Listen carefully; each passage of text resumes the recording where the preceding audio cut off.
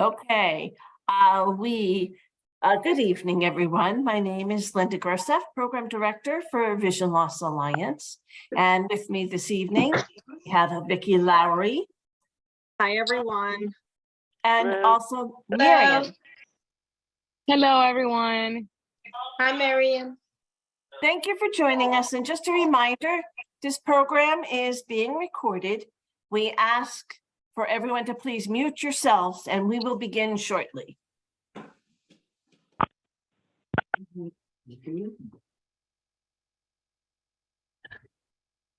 Welcome to the Arise, Achieve, Resilience, Inspiration, and Self-Empowerment, a speaker series presented by Vision Loss Alliance of New Jersey.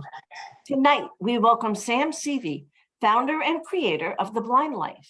Sam will share with us his journey and experiences through vision loss. Before we begin, I would like to share the story of Sam Seavey. Sam was diagnosed at age 11 with Stargardt's, an early onset form of macular degeneration. He was legally blind by his mid-teens. Over the last 30 years, he has developed an extensive background in research and understanding of assistive devices and techniques of living with low vision. Sam is the founder and creator of The Blind Life YouTube channel, which, according to a recent article from the Foundation Fighting Blindness, is currently the largest resource for assistive technology on the internet. With more than 54,000 subscribers and over 800 informative videos, Sam helps people worldwide living with vision loss, offering tips for managing daily tasks, reviewing assistive devices, and hosting informative interviews with key stakeholders in the visually impaired community. Sam is recognized as an expert when speaking and presenting at national conferences, featured in USA Today, Wired Magazine, and numerous national and international podcasts on assistive technology. He collaborates with tech giants like Google, Sony, and Amazon, has created content for maculardegeneration.net, and participates on Microsoft's Window Accessibility Advisory Board.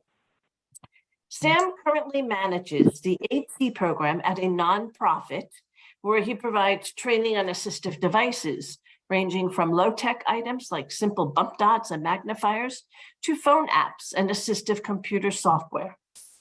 Whether he's working one-on-one with clients or through his YouTube videos, Sam's goal is to help everyone live their best blind life.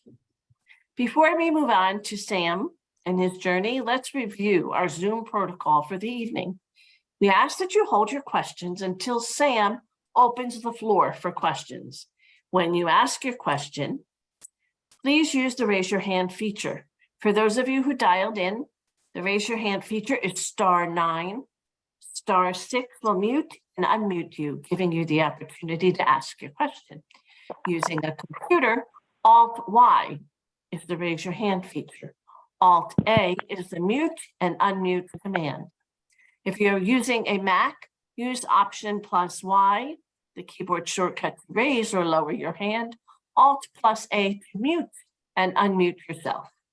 Using the Zoom app on the iPad or the iPhone, move to the top right, select the More option and flick down to the raise hand. On the iPhone, this feature is located at the bottom of the screen on the right. And now we are honored to have with us this evening, Sam Seavey. Welcome, Sam. I turn it over to you. Excellent. Thank you so much. Wow, I need to get a shorter bio. My bio is way too long. But you did a great job, Linda. Thank you very much. It was a pleasure. Well, thank you everybody for having me back. This is I've done this talk with you guys a couple times in the past, and I always enjoy it. It's always a highlight of my year. Let me tell you that. So yes, as Linda says, I kind of give you a real quick overview. I mean, just to kind of expand on what she was talking about there in my bio. I'm mainly known for my YouTube channel that I've had for 10 years now. I've been on YouTube for 10 years, and The Blind Life has kind of grown to be well recognized, which I appreciate, and people seem to enjoy it, which I'm happy for. But I make videos about living life with vision loss, and especially for people that are possibly newer to vision loss, and they don't really know how to navigate those waters. They can watch my videos and kind of get some help, some tips and some tricks and how-tos, and then a heavy focus on assistive technology. But people always ask, where did it all start? How did it all begin? So I like to kind of give my vision story, as they say. I was diagnosed, as Linda said, at age 11. Originally from North Carolina. I was diagnosed there, and with Stargardt's disease. Stargardt's is a juvenile form of macular degeneration. It's an inherited retinal disease, kind of like retinitis pigmentosa or Usher's or one of these types of diseases. But it affects the central vision. So we lose our central vision and we retain our peripheral, but the problem is that for humans, the peripheral is not used for detail vision. Our central vision is used for detail. And so without the central, I don't have the detail. And so I may be able to see things around me, but I can't see them very clearly. I can't see the detail. So I also have night blindness. That's one of the first indications that something's going on when someone maybe has Stargardt's or one of these other similar diseases. So as a lack of nighttime vision. But my sister also has it. So I always say that she and we're the only two kids in the family, and we both got Stargardt's. So we played the low vision lottery, and both of us won, I guess you could say. But hindsight, whenever I tell people that, I often get a lot of, oh, is this too bad? But really, honestly, in hindsight, looking back at it, I'm actually glad, because I had somebody there to go through this with, and who could relate with what I was going through. And we had each other. And my sister, even though she lives in another state from me, we're still very close to this day, and we talk all the time. And actually, she's going to be coming to visit in a couple weeks. So I think it was great. But growing up, went through public schools for the most part, went to a private school a little bit in my high school years. And then the summer between my sophomore and my junior year, my junior year and my senior year, I went to a school, had the opportunity to go to a camp for the blind. And that was at the Governor Moorhead School for the Blind in Raleigh, North Carolina. And that was really, other than hanging out with my sister my whole life, that was the first time I was around other blind kids. And that was, honestly, it was for me, it was the first time that I felt like I was normal. I felt like I was just like everybody else. And I loved it. I had a blast. All these kids could relate to what I was going through, and they were going through the same thing that I was, and they did the same things that I did. And it was great. So after that summer camp, I begged my parents to let me go there for my senior year, and they did. I had awesome parents that whatever I needed regarding my low vision, they were happy to help and happy to provide. So I ended up going to the Governor Moorhead School for the Blind for my senior year of high school, and I graduated from there. Graduated in a class of 21 people.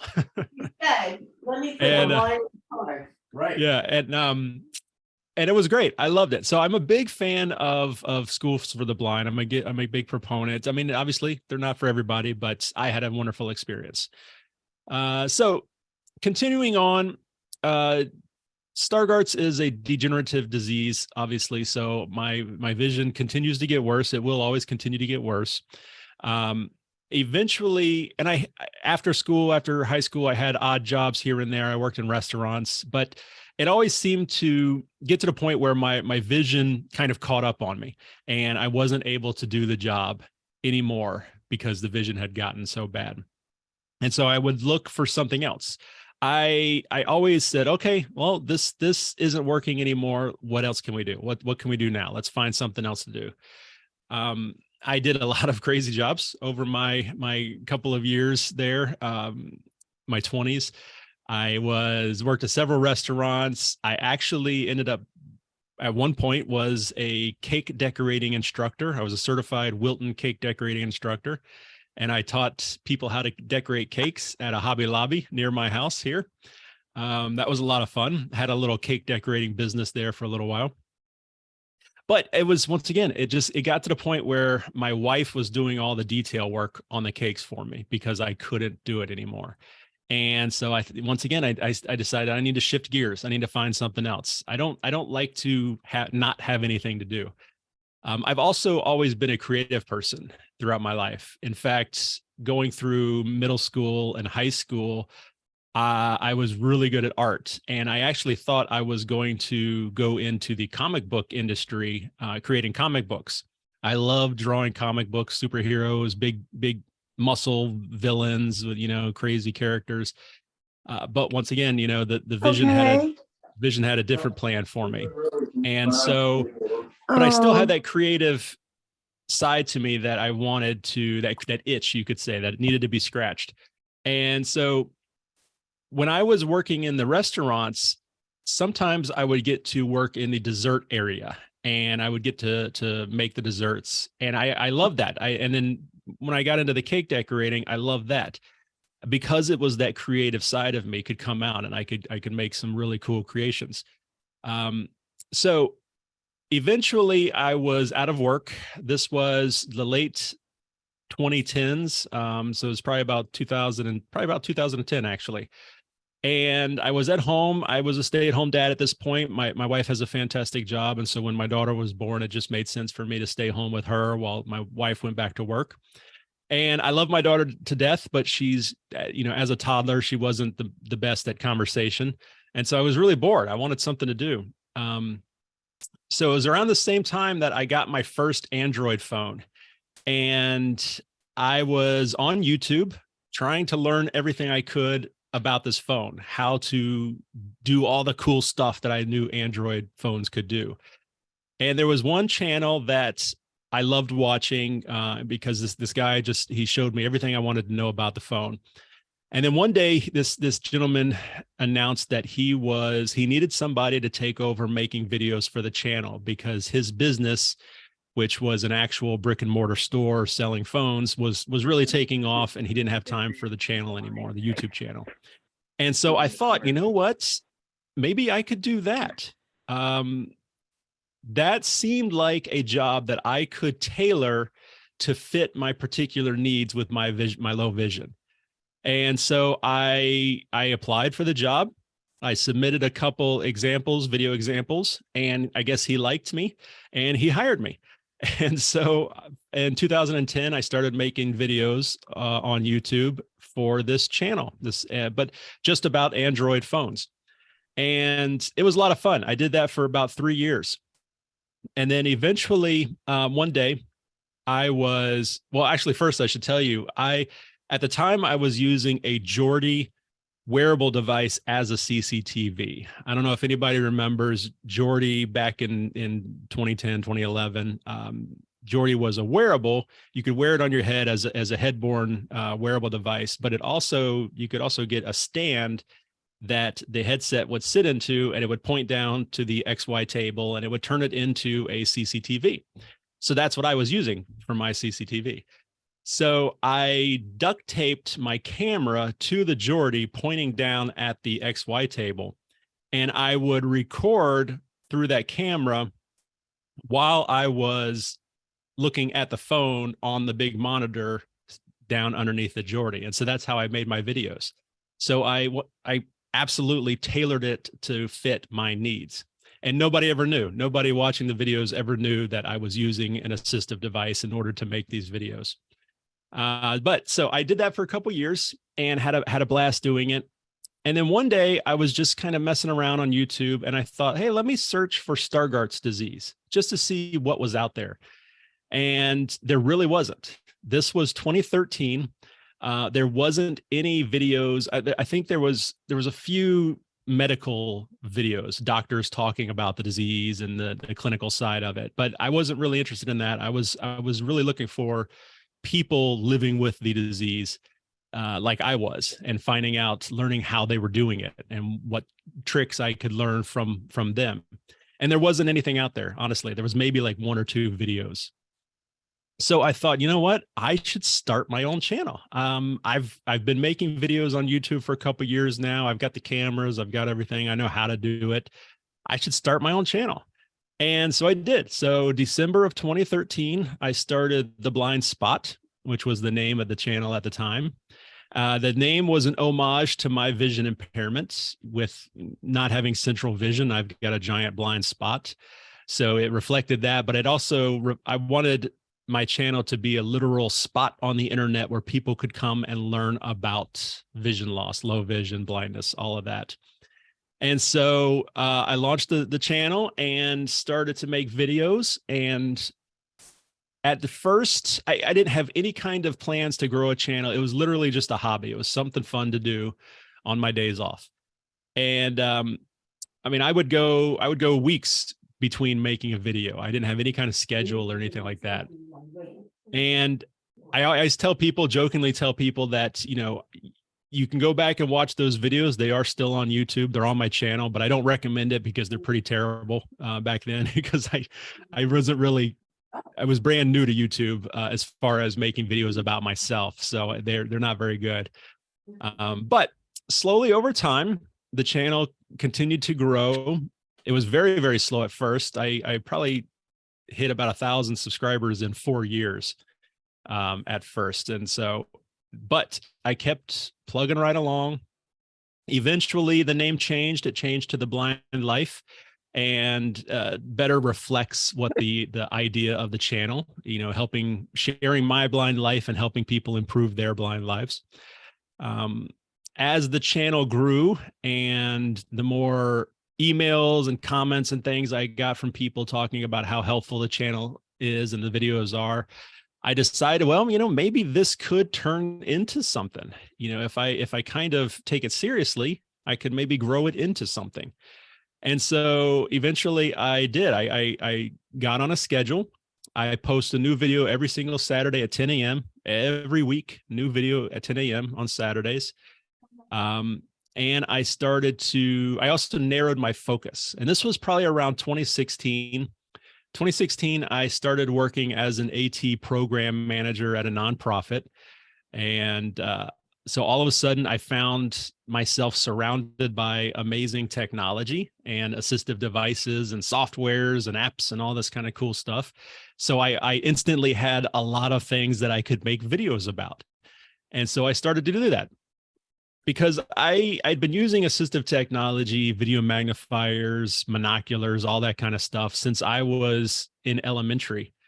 And I had a pretty extensive knowledge about mobile technology and mobile accessibility through my years making videos about Android systems. And so it was a natural fit for me to transition into talking mainly about assistive technology.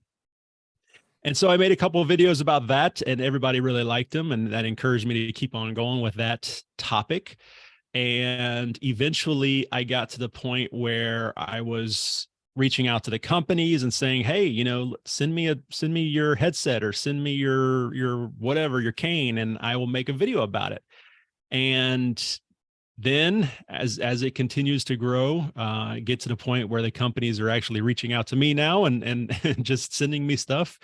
A lot of stuff I don't make videos about, and people always ask me that question, you know, do I ever get requests to make videos about something and I don't make it? And yes, I do. I get the dumbest requests all the time from companies not even in the blind community. In fact, just yesterday, I got an email, someone wanting me to do a review of a hairdryer.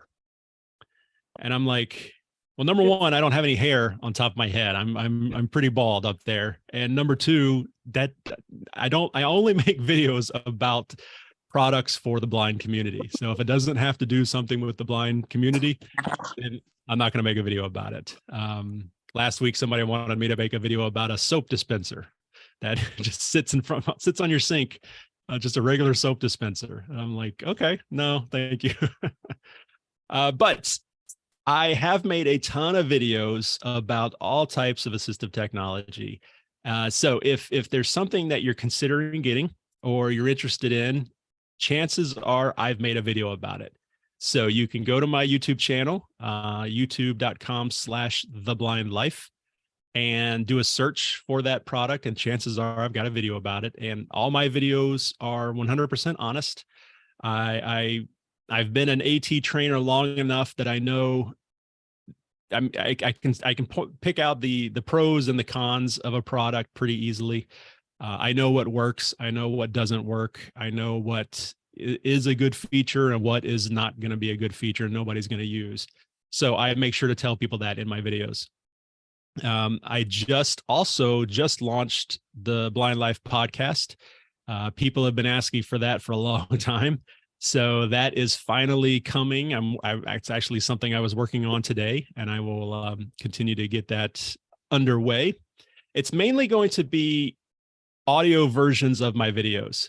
So I've learned over the years to be very descriptive in my videos, because I'm very well aware that many of my viewers watching my videos are not actually watching it. They're just listening to it. So I've learned how to be very descriptive. So a lot of my videos will lend themselves very well to being just audio only as a podcast. So I'm going to be doing that. I'm going to be uploading some of my videos as podcasts, as well as doing interviews. Last December, I started a series on my channel called Working Blind. I have, I think, 14 episodes right now, and they are interviews with VIPs in the community who are successfully working, and in hopes of inspiring people as to what is possible. I get that question all the time. All the time, people are asking, what kind of jobs can blind people do? And my usual answer is that it's easier for me to list the jobs that we can't do. That's a much, much shorter list than the jobs that we can do. So in hopes of inspiring people, I decided to create this series where I interview people who are working all levels of vision impairment, all levels of employment. I mean, I've done interviews with freelance artists, all the way to one of the heads of Sony's imaging department. So all the Sony cameras that you see on the market, one of the main guys in that department is visually impaired. His name's Eldeen. He's super cool. He's from South Africa. And I did an interview with him. I interviewed a guy that's working at Microsoft. So all different levels of employment and vision loss as well. So those videos will be turned into podcasts very, very soon. And let's see, things that we've got coming up very soon. I'm going to open it up to questions here in a second, because it's much easier that way. I don't know what you guys want to hear about. If you guys have questions about specific devices or videos that I've done, I'm happy to talk about that. I'm going to be at the ACB conference this just over a week from now, the first week of July. And I'm actually kind of crazy. I'm going to be flying down to Houston just for one day to go to the NFB conference. So I'll be at both of them.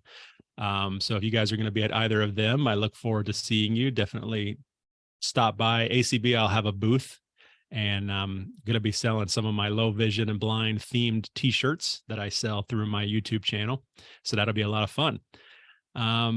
But yeah, so if you guys have any questions, we can go ahead and open it up. I'm happy to answer anything. I'm pretty much an open book, so fire away. Okay, I'm waiting for the hands to raise. Come on, everybody. You have Sam Seavey from The Blind Life here. Okay, Katie, you have a question. Hey, Sam. Hi. This is Katie. I'm up in New Jersey.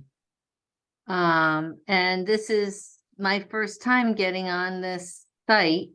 And I just want to tell you how cool you are. You're really very, very inspirational, and I've really enjoyed this very much. So well, thank you. I'm going to look up your YouTube and your podcasts, and yeah, I'm sure I'll learn a lot. I appreciate that. I appreciate that. You know what? I hear that a lot, and I truly appreciate it. But at the same time, I tell people I shouldn't be inspirational. There's really nothing inspirational about me. Especially if you asked my daughter, she would tell you definitely there's nothing inspirational about him. I'm just a normal guy that there's certain things that I want to do and I want to achieve, and I'm going to figure out a way to do it. And I But think to that this community, Sam, you have no idea how inspirational you are. You have, I appreciate your modesty, and I think that's fantastic, but you have no idea how wonderful your words come across my ears. well, thank you very And much. it's I appreciate it. Very, very, very nice. So thank you. You're just like a normal guy that's doing his thing and Well, with vision loss, and that's what we're all trying to do. awesome. Yeah. I'm going to be in New Jersey in September for a conference. I'm very much looking forward to it. Oh, when is this? What, can you give me more information or? Yeah. If you look it up, Healthy Voices, healthy, HEALTHE voices, Healthy Voices. It's sponsored by Johnson and Johnson, and it's for social media health advocates. It's a conference. It may still be open. You could check it out. It's not till September, so it might be Okay. plenty of time. So September, Healthy Voices, and what else did you say? It was Johnson and Johnson? Yeah, it's sponsored by Janssen, which is a part of Johnson and Johnson. Okay. Just so when I Google it, I can find it. Yeah. Okay, cool. Very good. Thank you again. Thank you for being here. You're Thanks. welcome. Katie, this is Linda. I'm the program director for Vision Loss Alliance. So thank you for joining us. It's nice to Yeah. have a Yeah, it was newbie on great. as well as everybody. welcome. Yeah, I'm a newbie. Yeah, but it I was, knew you. I picked the right time to join. You certainly did. Thank you. Ashley, you have a question. Oh my God. Hi. Here I Hi, I am. think you mean me, right? Ashley? I do, Ashley. Oh, hopefully I'm the only Ashley here. Okay, cool. Yeah, Sam, this is awesome. I agree that all your with the last person, I think her name was Katie, that that what you do and the words of wisdom you're spreading is inspirational. So great. Thank you.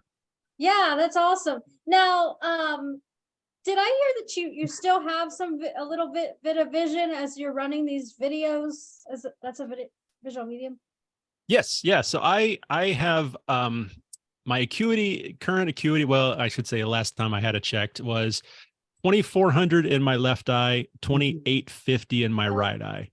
Wow. So, and that's only peripheral. I have a pretty large scotoma apparently. In fact, the last time I was at the doctor's, he said it's so large that it almost doesn't look like Stargardt's, which kind of blew me away because it wasn't last time. It was about 2 or 3 years ago.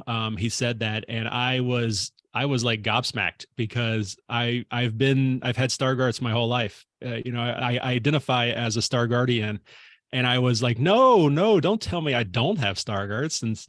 But since then, I've had genetic testing to prove that yes, indeed, it is Stargardt's, and I was very relieved. I've actually made a video of my my phone conversation with the genetic testing people, and as soon as she said it was confirmed to be Stargardt's, I fist bump in the air. Oh, okay. Yeah, then follow-up question was okay, well, by the way, we're opposites. I have a little vision, but it's my central. I don't have any peripheral vision, so we're opposites. Anyway, I am interested in starting a YouTube channel too, so this is great to hear. My question was did you do any specific lighting either to make it, visually more attractive, like a ring light or anything, or any backdrop for your videos? And how did you, I guess I'm wondering, how did you learn that? Because if we can't really rely on our vision to make great lighting for a camera for a video.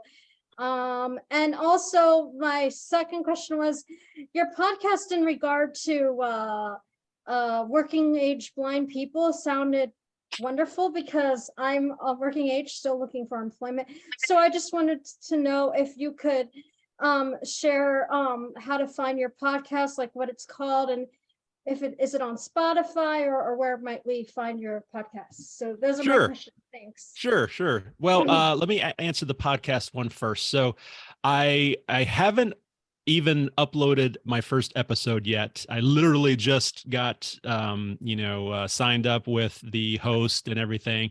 It will be on Spotify, Apple, Google, all of that whenever it is available. I mean, it might be on there now, but it doesn't have any episodes. And it's just called the Blind Life Podcast. So it's easy to remember because it's exactly the same as the YouTube channel name. But if you would like to watch the Working Blind series now, or even just listen to it, because they're just interviews, so you can just listen to them. You can just go on YouTube and search Working Blind, and you should find all of the episodes out right now. You can also go to my YouTube, and I have a playlist called Working Blind, and all of the episodes are there. There's like actually there's 17. I just uploaded the 17th the other day. So if you don't want to wait for them to come to a podcast, you can watch them or listen to them on YouTube now. Okay. So you're saying you made a playlist that's publicly available to watch on YouTube? Yes, absolutely. Yep. Called The I Blind Life? started that series back in December. And so I'm just going to also release them on the podcast eventually as well, but you can watch them now on YouTube. Definitely. Working Blind, you named it? Okay, got it. Thanks. Working Okay. Blind, yeah. And then as far as YouTube, so yes, and if you ask my wife, she will definitely tell you that I have too much equipment, too many lights and too many microphones and all of this stuff. I'm like I'm a tech guy, and so if I see something new and shiny, and I have to, it's like, ooh, I got to get it. But I am very. So contrast is king in the low vision world. We all know that. And so I have designed my look for my videos to be very contrasty. I have a dark background, and I do have some colored LEDs in my background. And usually I have a blue one on one side and a kind of orangey one on the other side. But even with them, it's pretty dark in the background. And I have two big lights here in front of me. And that's so that I am nice and bright against that dark background so that there's really good contrast. That's really the most important thing that I go for, is to have a high contrast image so that it's easy for people to recognize with low vision. Now, I will say, as far as creating a YouTube channel, I think that's fantastic. I say go for it. The most important advice I tell people, because I do presentations on creating YouTube, and I've actually made videos about this. But the most important advice I can give you is to just do it. Just start a channel. A lot of people, they kind of procrastinate. They think, well, I don't have the right camera yet. I don't have the right lighting. What am I going to say? Who's going to listen to it? And then they never get going on it. And so I tell them, just start. And know that at the beginning, it's going to be terrible. Mine were terrible at the beginning. Everybody's videos are terrible at the beginning. That's just the way it is. But it's important to get going. You got to get that train moving, because you learn on experience. You get better the more you do it. But if you don't ever start, you're not going to get there. A friend of mine once told me, I don't know where he heard it from, but he said that the quote he always lived by is, you don't have to be great to start, but you do have to start in order to be great. And that's so true with YouTube.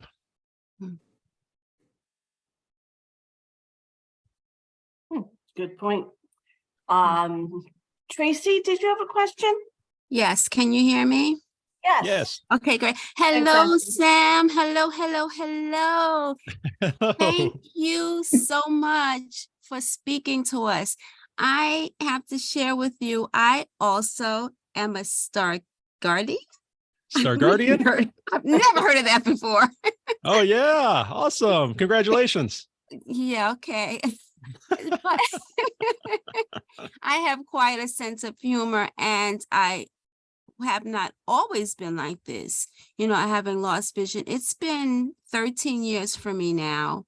I Okay. got mine in my later adult years. Ah, late bloomer. And yeah, and I am a first Janer Mhm. from it because there's no family members that we can trace back that has had Stargardt's. Yeah. Unless of course they were not diagnosed with it. You Right. know, there's some people that have had poor vision but have not been diagnosed with Stargardt's. And so for me, I mean, you answered my question in your previous comments. My acuity is actually 2400 in both eyes. However, it feels like 2600. Every time I go back to the doctor, they Mhm. say there's no change. And it's just like, I could see your face last year. Wow, I can't see you now. So, okay, so my question to you is, how can you explain what you can physically see and what the doctor sees? I know that's a more of a medical Well, question, but do you have an answer for that? I mean, no, not necessarily. I mean, kind of, I guess. I am constantly, I shouldn't be surprised anymore. I've been living in the blind world, like I said, 36 years now. I've been around blind people since I was in a senior in high school. I work with consumers losing vision every week and all different types of vision loss. So I shouldn't be surprised at how blindness works and how it affects everybody differently, and how even you and I who have the same condition can see things completely different. Right. But it really does surprise me. And so I think that, and I'm not an expert, obviously, when it comes to the medical stuff, but I think doctors are looking, they're very analytical. They're looking at as it is, as it should be manifesting. And if it doesn't, then it kind of throws them for a loop.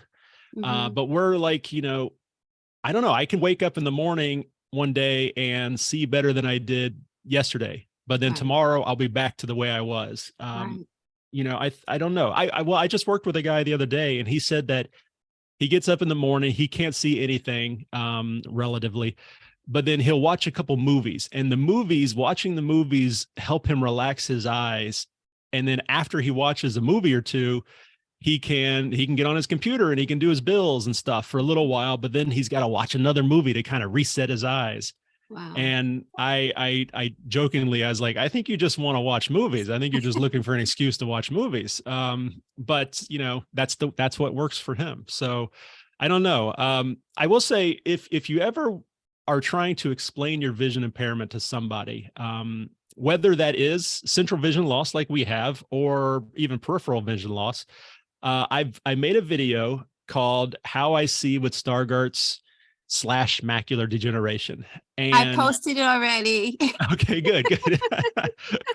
I've had a lot of people say that it's pretty accurate, and I actually did an updated one recently where it's how I see at night with my limited night vision, very similar to the first one. So yeah, if anybody is wanting to explain it to show people this is how I see, you could check out that video. Absolutely. Thank you so much, Sam. I just also wanted to share one more thing with you. I'm Sure. really big on wellness, emotional wellness, physical wellness, what you eat, you are what you eat, you are what you speak. Mhm. I mean, you attract goodness or things that are not good. And it's all in your attitude, what Yeah. you're willing to learn, how you're willing to change, because, our vision is what it is, Mhm. but it doesn't have to be all of just that. Yeah, So you absolutely. have helped me, you've helped the people that I speak with, related to work wise, because I'm a counselor, but you've helped me to share with them that life is not necessarily what you make it, but life can have portions in it that can make you smile, that can give you a sense of purpose. And our sense of purpose does not have to match what anyone else's sense of purpose is. Mhm. You know, I can just be purpose to wake up each morning and be able to get to the bathroom and make coffee without burning myself, Right. right? Absolutely. Or doing a podcast. So I thank you so much for your inspiration, and I will continue to share and spread your word to everyone. And Awesome. Well, thank you very hopefully get on much. YouTube. Definitely. Thank you, Tracy. Thank you. Naisha. Naisha, you have your hand up.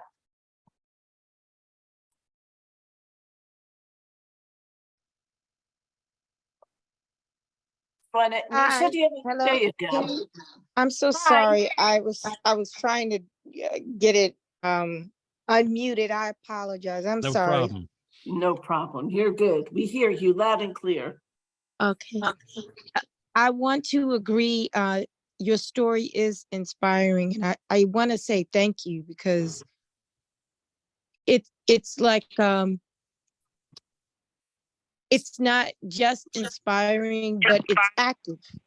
It's like, hey, I'm here. I'm just being a normal active participant in life, and that's everybody else in the world too. So why shouldn't I? And that is encouraging. So I wanted to say I am grateful to hear your words and your point of view and what you have accomplished. And Thank you. thank you. And then the second thing is I did have a question.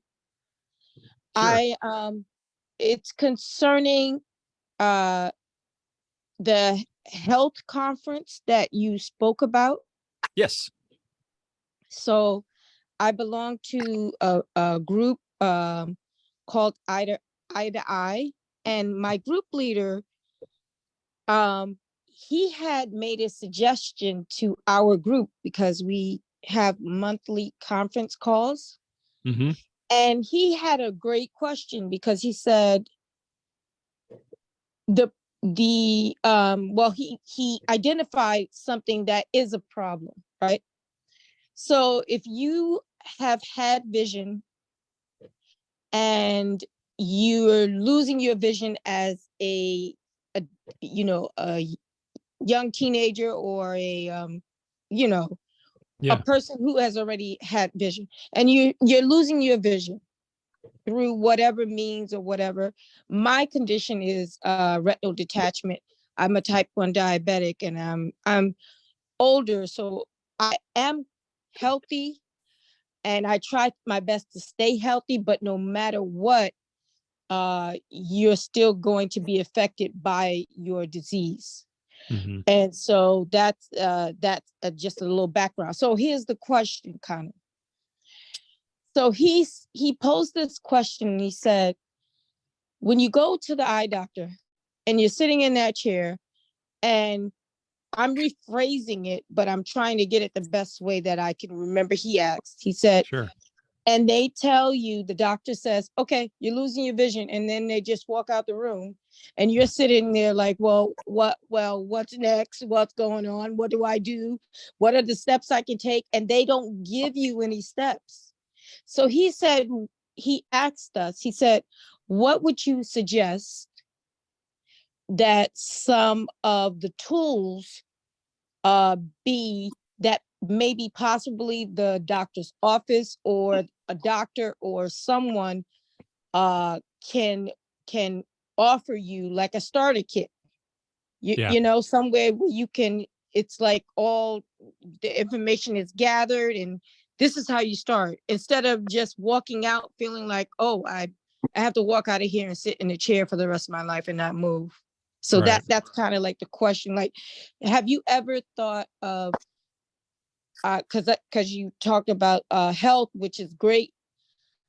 Do you speak on that? Like, what would you suggest? Yeah. And unfortunately, it's a very common problem. And so, yes, so, and that's the hypothetical scenario where, like, my vision impairment, it's incorrectable. There's no treatments.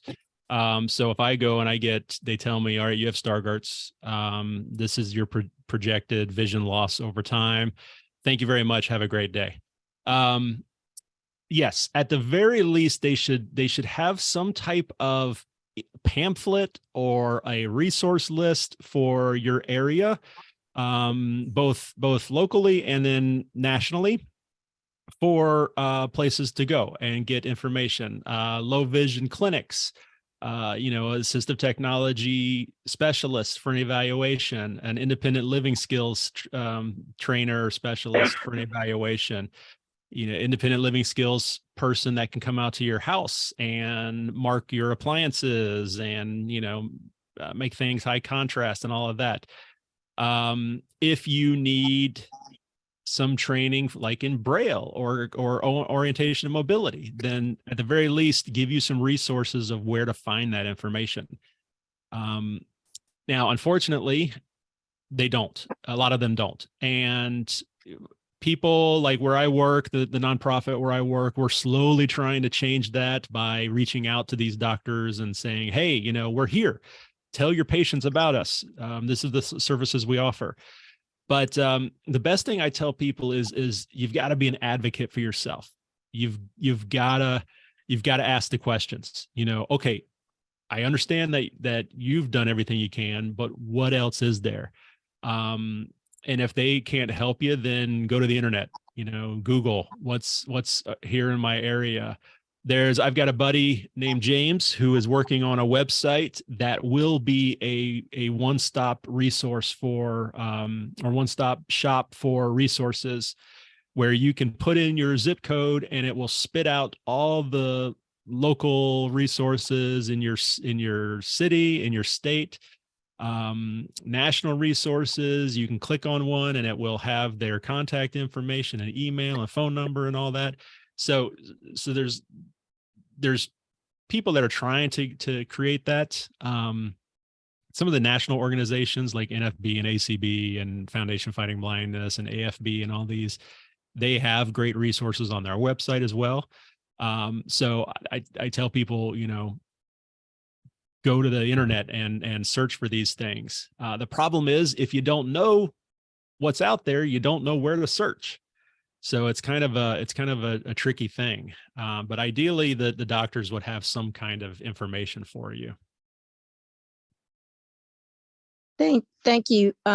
My group leader's name is James. His name is James JC. So yeah, he it was a good thought, because a lot of times most people who don't grow up in the world or have any experience being blind, and then it's you notice that things are changing, and I'm seeing black spots and floaters here, and and it's overwhelming, right, to say the least. But then having, like you said, changing it is what is something active that we can do, and letting them know that maybe they should offer assistance in that area. So thank you so much. Yeah. Thank you. Yeah. I'll even mention that a lot of people that find my channel, they just do it by going on YouTube and simply searching low vision or blindness. And they're just, because they don't know what to do, and they're just kind of stabbing in the dark, looking for information. And that's how they find me. But yeah, my pleasure. Thanks, Nisha. Tracy? You have to unmute, please. Okay, I just wanted to jump in one quick time again. This caller that just spoke, she is actually a client of James and I's. Sam, I work with Rutgers University Eye to Eye Peer Support Program. Cool. So an answer to the caller's question is, it's really important. I don't want to take up a whole bunch of time, but I did want to speak that, it's really important that we are guided in the proper direction when we get that diagnosis, because it's terrifying. Nobody wants to hear that, oh, you might go blind tomorrow. So programs like the Eye to Eye Peer Support Program, we are working with other organizations to, have a language and a dialogue with other physicians, psychologists that will be able to help us and give us that starting run with a pamphlet of resources. So I think that what you're doing, Sam, with that website of resources is phenomenal. Yeah. And I would love to collab with you. Rutgers, we'd love to collab with you if you'd like to do that. But I think that it's so important. So if everybody that's on this call can just speak with their, their mental health therapist and say, do you know anything about the emotional adjustment and vision loss? Would you like to know a little bit more? Could I share some information with you? Can I show you or direct you where to go? At least that would be a start for us, because we're so underestimated or not really, we don't think that there's an emotional attachment with losing your vision, but oh my gosh, it really is. Yeah. So I mean, this could be a long conversation. I would love to have more of this dialogue, but thank you again, Sam, and thank you, prior caller, for addressing that, because it's so important and not really spoken of enough. Thank I'll you. Thank you, Tracy. Thank you. I'll just add one more thing. Where I work, we have two main programs. We have the assistive technology program, which is mine, and then we have a peer support. And I argue that the peer support program is more important, even though most people are coming in to see me because they want technology and all that. But I tell them, the peer support, I think is more important because you're very right. We see that all the time. The emotional, it's the grieving process because you've lost something. And I so much so that I made a video titled, I can never remember the titles I give videos, but it's something about, what to expect after diagnosis or something like that. And it was mainly, the first thing I said is, it's going to be okay.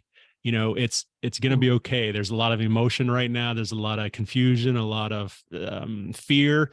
It's going to be all right. And then I talk about some different things and some, places you can go, resources and things, but it's like, that's the most important thing. It's like, take a second, take a breath. It's going to be okay. We're going to figure it out. Thank you. Thank you, Thank Sam. you. Thanks, Thank you, Tracy. We have 9553. Those are the last four digits. Can you unmute yourself so you can ask a question? Hi, this is Anne Marie. I'm from New Jersey. Sam, thank you for your time and you're doing this tonight. I too have Stargardt. Hey. Yeah, I'm a little bit older than I'm hitting the senior miles now, but I'm not far behind you there.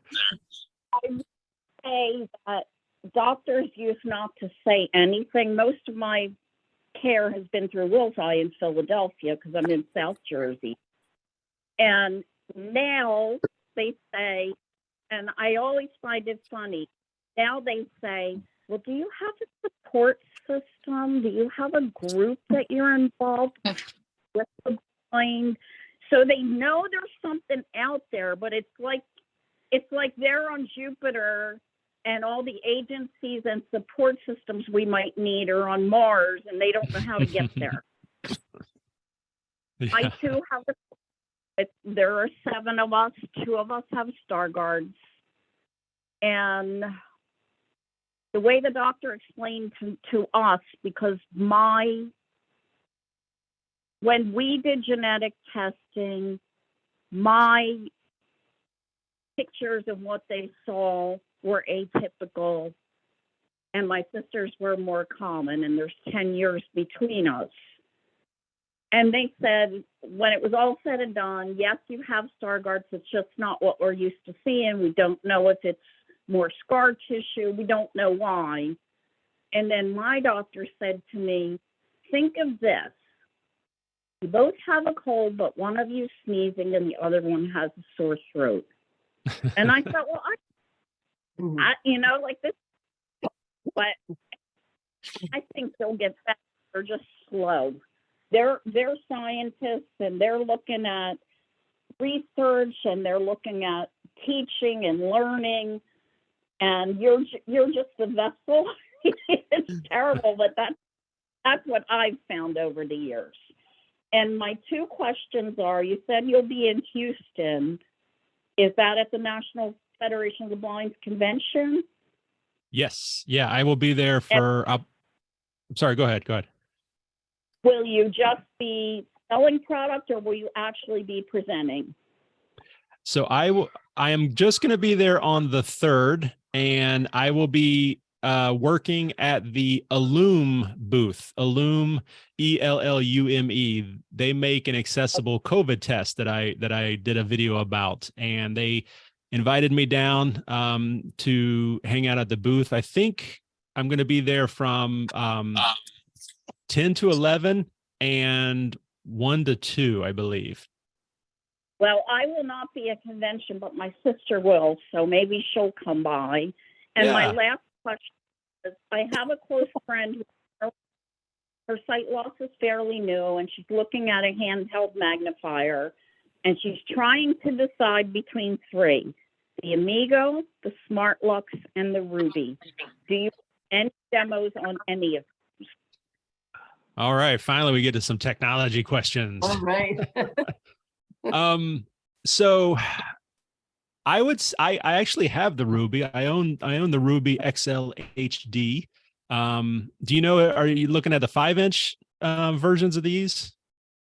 Just looking at a 5-inch, and she just can't decide. Now, I have a Smart Lux, and I also have an Amigo. And the Amigo, when I got it, I didn't realize that it had internal software and would have to be updated. So I want all of them at the point now where they have internal software or not. Yes, but not necessarily that needs to be updated. I've never updated my Ruby, and I've had it for like 7 years.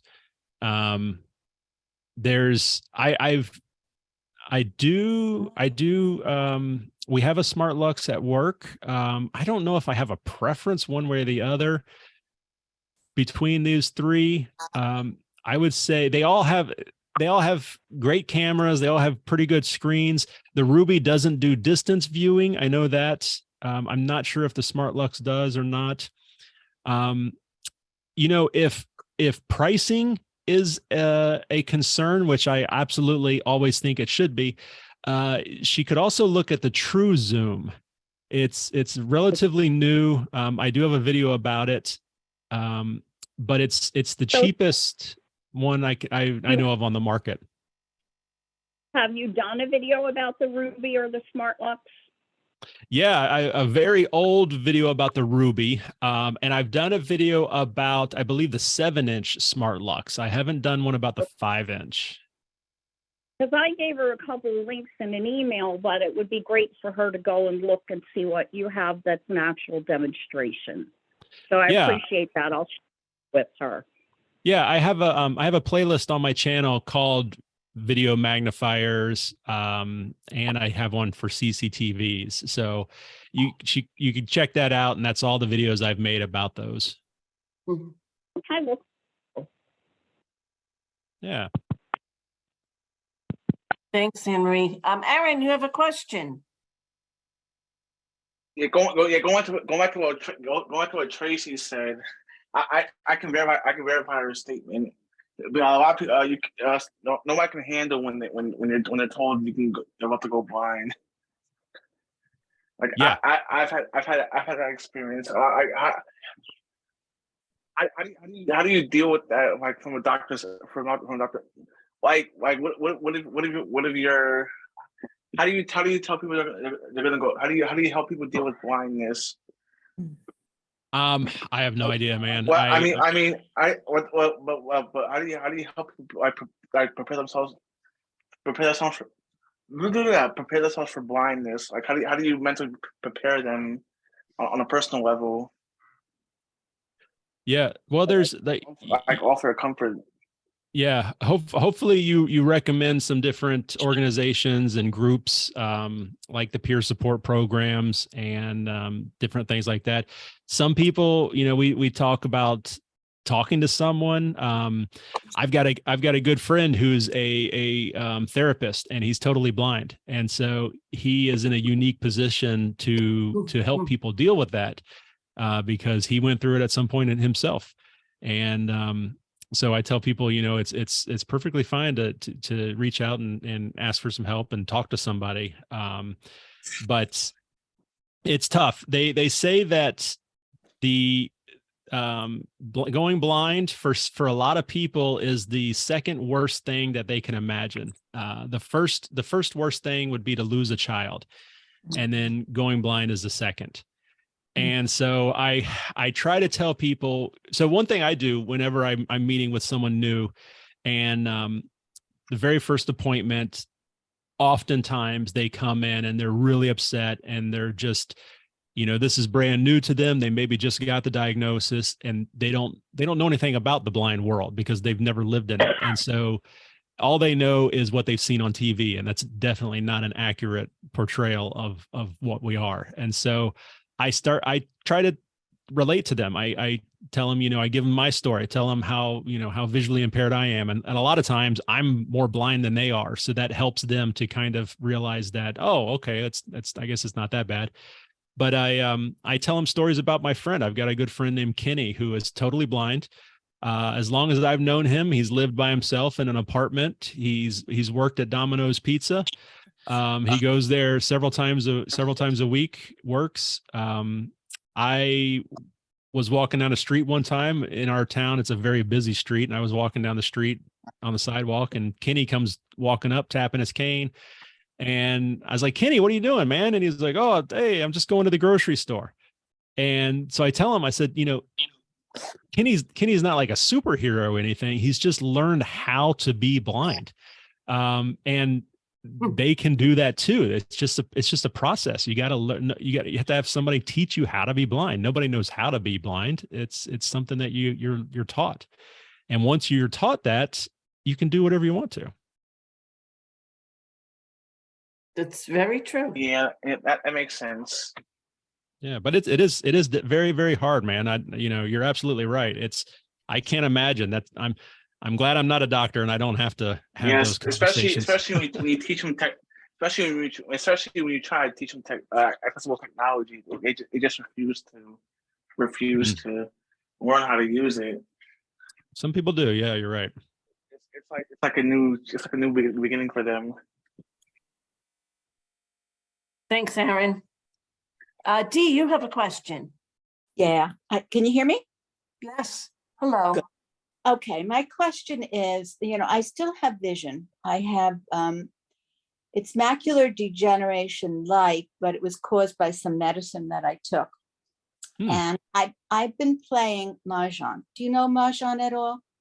I know what it is. I don't know how to play it, but I'm familiar with what it is. Okay. I've been playing with light, a very bright light, and also a flashlight. And I'm having a hard time making out the numbers and the suits at this point, and it's making me very sad. Do you have some advice as to a device I can use to help me in this situation? Yeah. Do you know what your acuity is? I would make it up. I don't know. I'm not sure. Well, that's so fine. I'm not sure. That's fine. I mean, I asked because there are those stand magnifiers, like lighted magnifiers. Not good. No good. Not light enough. No. Okay. Yeah. And it's not wide enough. Yeah. For most people, they don't work, but I always like to start there just in case. So I'll tell you what I do. If I'm playing a game that I need to read, like Trivial Pursuit, for example, I need to read cards, I will use a CCTV. I have a portable one that I can put on the table there right next to me, and I can use that.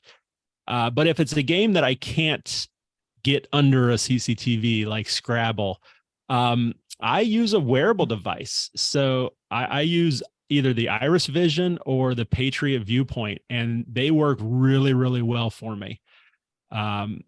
It's essentially like having electronic magnifier on your face So when I'm playing Scrabble, for example, I can zoom in and I can scan the board. I can magnify the board and find where I want to put my pieces. I can look down at my tiles and find them.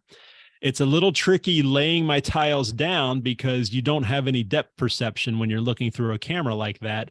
So you just have to be kind of very careful when you're laying your tiles down so you don't just go King Kong or, Godzilla through the whole board. But it works really well for me. You may want to give that a try if All that's right. an option. Repeat what they are, and where can I find these Sure. items, to try it? Yeah, so the ones that work the best for me are the VR style headsets, the virtual reality style. And the two main ones are Iris Vision, the older Iris Vision, it's called the Iris Vision Live, and Patriot Viewpoint. And those are sold by distributors around the country. You might even be able to find them on Amazon nowadays, but generally they're sold through distributors, or like the Lighthouse, Chicago Lighthouse for the Blind, San Francisco Lighthouse for the Blind, places like that would also be selling them as well. So this is an item that you put over your eyes. Yes. Yeah. Okay. Yeah. It looks like a big pair of goggles. And it has screens right in front of your eyes, and there's a camera pointing out, and you're looking through the camera, and you can tap the side to zoom in and zoom out. You can even, one of them, they both actually, well, no, the Iris Vision will even take a picture and you can save the picture. So yeah, I've used them. I took them to New York, and I've got pictures from the Museum of Modern Art looking at Starry Night. I've got a video of me looking at Starry Night with it. I took it to see the Statue of Liberty. They work really well for concerts and sporting events, anything you need to see at a distance.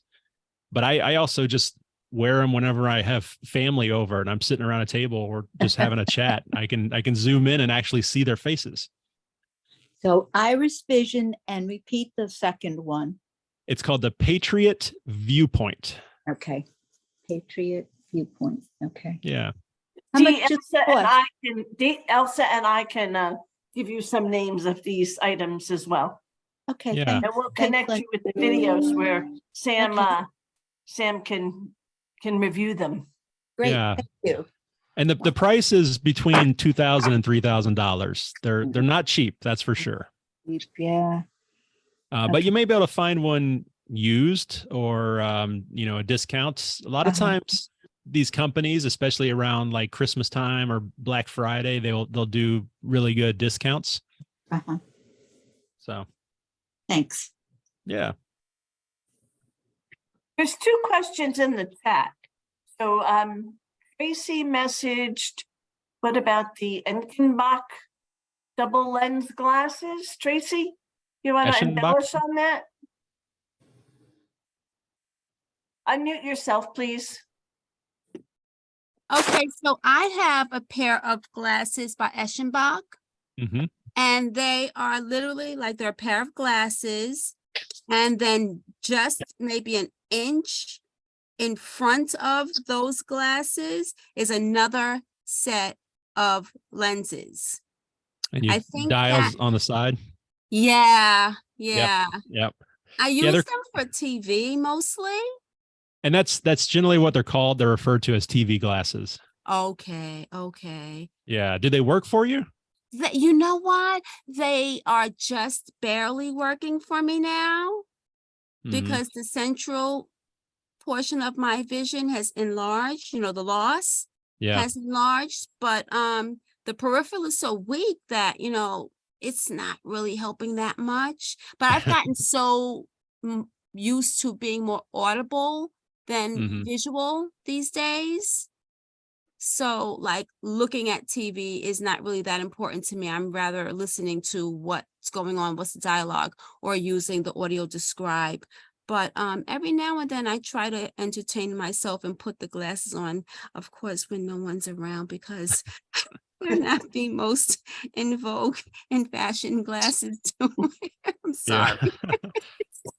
And you know what, guys, sometimes it's really tough and we are sad about it, but it's okay to laugh. I laugh at myself, but I'm very kind to myself as well, because it's a really tough situation. But my laughing and being kind to myself helps to build resiliency so that I can continue to do the things that I enjoy doing, like listening to television instead of watching television. Well, I have a whole series. It was early on in my YouTube career. I created a series called Why It Sucks to Be Blind, and it was tongue in cheek. It was a spoof. It was kind of a parody. It was all those ridiculous situations that we find ourselves in. Like walking through the kitchen and somebody left a cabinet door open and you walk right into it. It's like, oh, come on, like what else can go wrong today? So I'm definitely a big fan of laughing at the situation. Yeah. And sometimes we have to let other people know that it's okay to laugh. Oh yeah. Because absolutely. they're so uncomfortable. Here's another question. Why is it so uncomfortable for you that I'm vision impaired?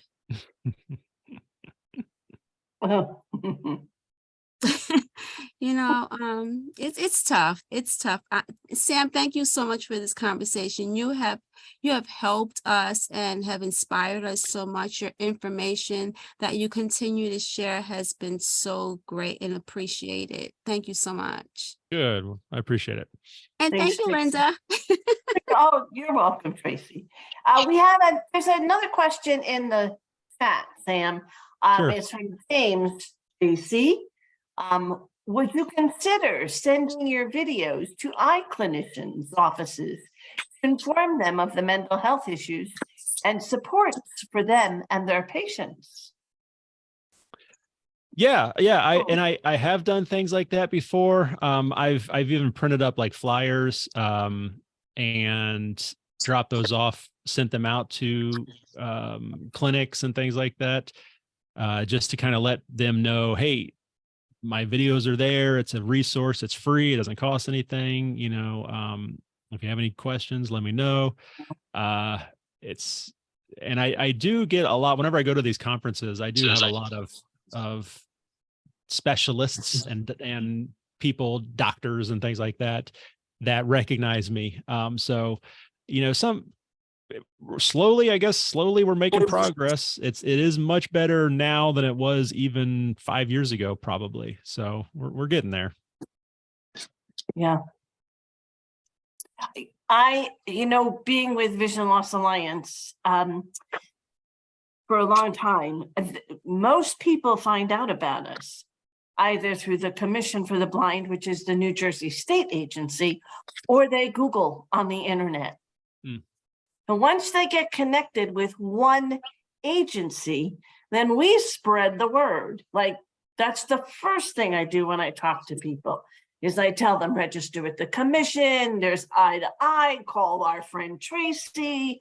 Are you connected with the peer support group? Because that's so important, as you said before, for people to really connect and talk to their peers, because that's who they learn the most from. So it's all really important, that connection. And programs like this, we're lucky enough to be able to have you, Sam, come on and really talk about these things with everybody. And, one person tells another person, and they tell another person, and they connect with somebody. And then eventually, and I do wish that doctors and doctors' offices would pay a little bit more attention to the whole person. They're very focused on that one part of what they're trying to fix or maintain. But there's the human being behind that. And doctors don't often pay too much attention to that. Yeah.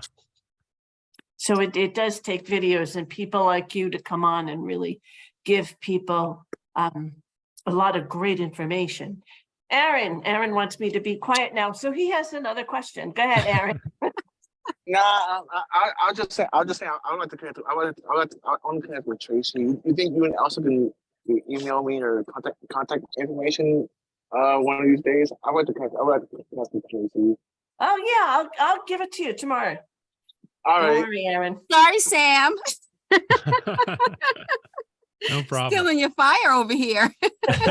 No problem. Got a little competition. Oh my gosh. No, it's all good, because we're in the same community. And like what Linda said earlier, all it needs is that one resource. Because the one thing that we do so well in this community is that we share. I mean, I'm surprised that Linda is not sick of eye to eye, because I'm always call Vision Loss Alliance. They know everything. Or go on Sam's website. You check it out. We've got to do it though, because we don't know where to go when we get this diagnosis, and every day is different. I just wish my generation knew about VLA. That's a sad thing. My generation never knew about VLA. Like I never knew of VLA's existence until I had the right VR counselor back then. Like no one from the commission ever told me about VLA. That's the sad thing. Well, now you know us. Now you know. Yeah. Do we have any other questions for Sam?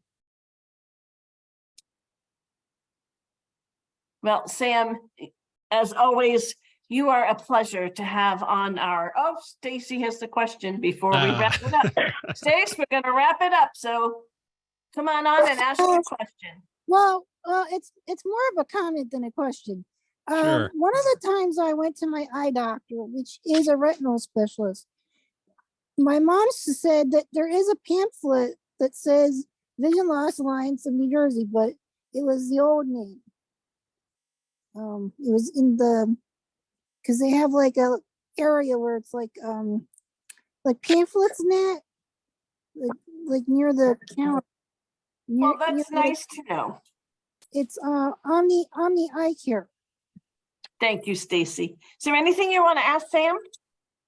No, not really, because I came in late, so I didn't really catch. Oh, I'll catch you up on his YouTube videos tomorrow. Don't you worry. Yeah. Thanks, Stacy. Thanks. Sam, it's been a pleasure. Thank you so much. We really appreciate your time and you being with us. When you go to that Healthy Voices in New Jersey, connect with us. Maybe you'll be able to come visit. Yeah. I need to find out exactly where it's going to be. Are you guys in North or South Jersey? North. Okay, the good one, right? And now they say, hey, watch it. Starting well, the fight. The whole debate with New Jersey is there a Central Jersey? I know. I actually saw a TikTok about that this morning. Oh, that's funny. Yeah. Well, That's Sam, funny. we thank you very much to be part of our Arise speaker series. You're very inspirational. We use your videos all the time. We love them. We share them very often, especially the one on how to crack an egg. Excellent. Well, thank you so much. It's my pleasure. Everyone, thank you for joining us. And we will see you soon on our next Arise speaker series. Thanks, everybody. Thank you, Linda. Thank you. Thank Bye, you, everybody. Linda. Thanks, everybody. Good night. Good night. Good night.